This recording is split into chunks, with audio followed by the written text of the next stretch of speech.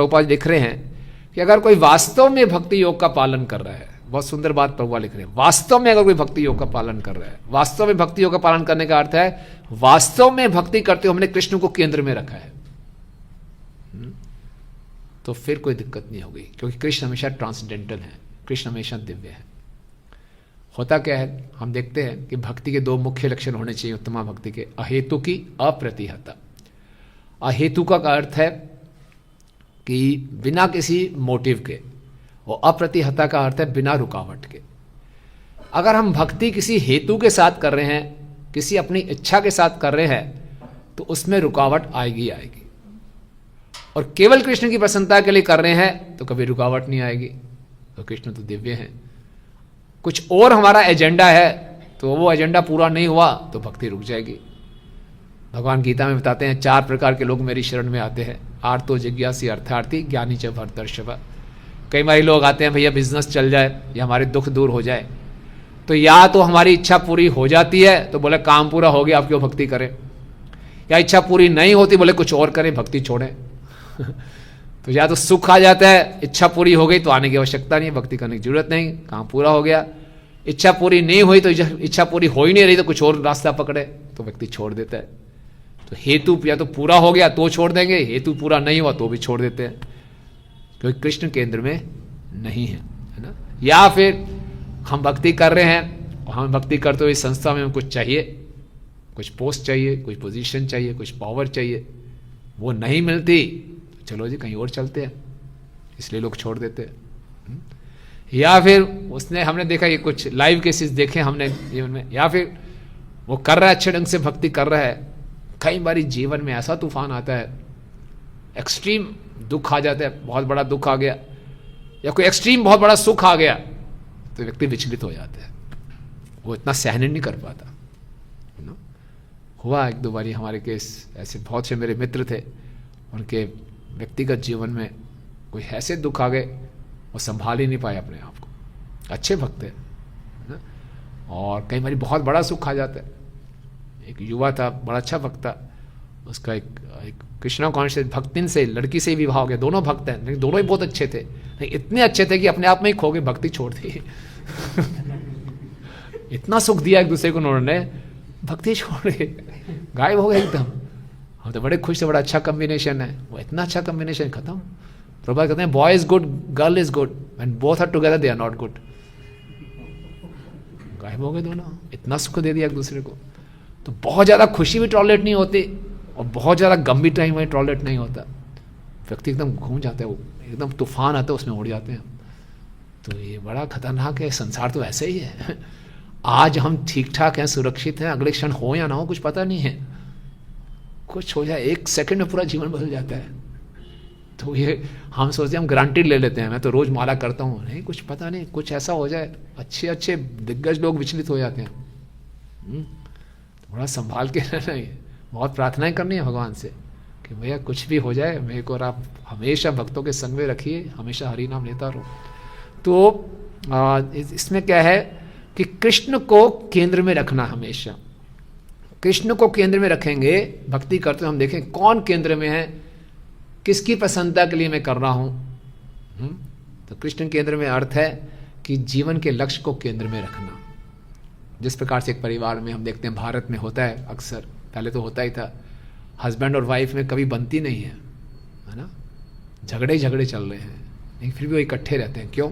बच्चों के लिए, बच्चों का भविष्य तो रहते हैं। हमारे एक बार मंदिर में एक प्रभु जी और माता जी आए, वृद्ध थे, बोले हमने गोल्डन जुबली सेलिब्रेट करनी है हमारी एनिवर्सरी की। बहुत अच्छी बात है, बधाई हो, 50 साल आपको इकट्ठे हो गए, तो बहुत बड़ी खुशी की बात है। बताइए क्या प्रसाद स्पॉन्सर करना चाहते हैं, क्या मेनू चाहिए आपको? प्रभु जी ने बोला ऐसा ऐसा चाहिए, माता जी बोला ये चाहिए, वहीं लड़ाई शुरू हो गया, तू मानती नहीं मेरी बात, तू नहीं मानती, ये हो गया वो हो गया। मैंने बड़ा अच्छा 50 साल आपके निकल गए, बहुत बड़ी अचीवमेंट है। एक छोटी सी बात पे इतना बड़ा झगड़ा मेरे सामने मंदिर में हो गया, और आए थे 50वीं उसमें करने के लिए। क्यों इकट्ठे रह रहे हैं तब भी, क्यों? ठीक है, मजबूरी है, बच्चे हैं, इनके फिर कुछ ठीक नहीं है इनके भविष्य के लिए, तो लक्ष्य रखा हुआ था।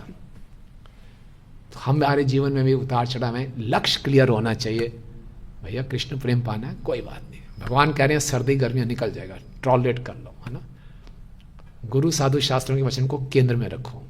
प्रभुपाद जी अमेरिका गए, इतने कष्ट आए, प्रभुपाद बार बार जाते थे, चले जाऊँ वापस भारत चला ही जाता हूँ, कुछ हो तो रहने रहे यहाँ पे, लेकिन फिर उनको याद आते, नहीं गुरु जी के आदेश करना ही है, चैतन्य महाप्रभु के आदेश करना ही है ना। और जब हमारे गुरु इस पृथ्वी से चले जाएंगे तो बहुत आवश्यक होगा, बहुत हलचल मचेगी, तब हमें देखना चाहिए गुरु की वाणी सेंटर में रखें हमेशा, ये हमें बचाएगा।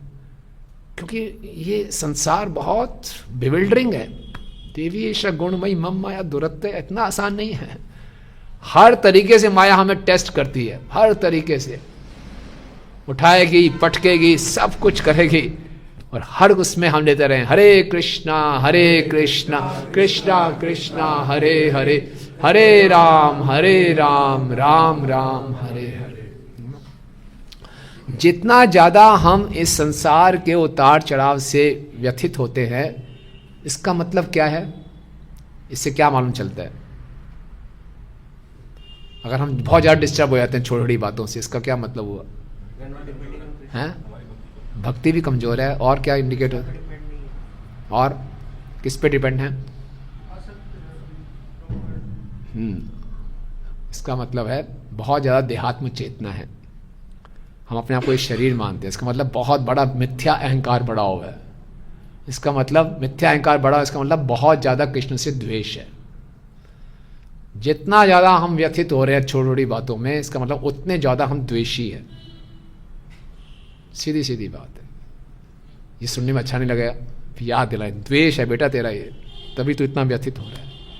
भागवतम में हम देखते हैं दक्ष, पूरा प्रजापतियों की सभा थी, यज्ञ की शुरुआत हो रही थी, ब्रह्मा जी बैठे हैं, शिव जी बैठे हैं। जैसे ही दक्ष सभा में प्रवेश किया, इतना तेज था उसके शरीर से निकल रहा था, सब लोग खड़े हो गए, उनको नमस्कार किया, प्रणाम किया।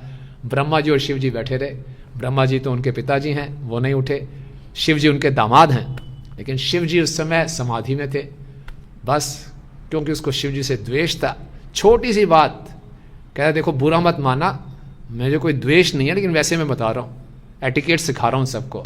ये जो सामने बैठा है ये शिव, इसका नाम शिव है, बहुत अशुभ है, मृगलोचन, इसकी आंखें बंदर की तरह है। मैंने पता नहीं क्यों ब्रह्मा जी कहने पे अपनी अच्छी सुशील लड़की को इसको दे दिया, ऐसी ऐसी गालियां दी उसको, इतना द्वेष निकल के आया। छोटी सी बात, क्या कुछ भी नहीं किया उन्होंने। हालांकि शिव जी तो आत्मा राम है, वो तो वहीं पे परमात्मा भी मनन कर रहे थे, ये नहीं देखा उसने, मुझे प्रणाम क्यों नहीं किया, मुझे आदर नहीं दिया। छोटी सी बात पे इतना हर्ट हो गए। इसी ढंग से श्रृंगी को देखते हैं, परीक्षित महाराज जी को श्राप दे दिया, छोटी सी बात पे इतना बड़ा श्राप, मृत्युदंड, कोई ईगो हर्ट हो गई, अहंकार पे ठेस पहुंचे। तो जितना बड़ा अहंकार समझो, इतने बड़े हम द्वेष कर रहे हैं भगवान से।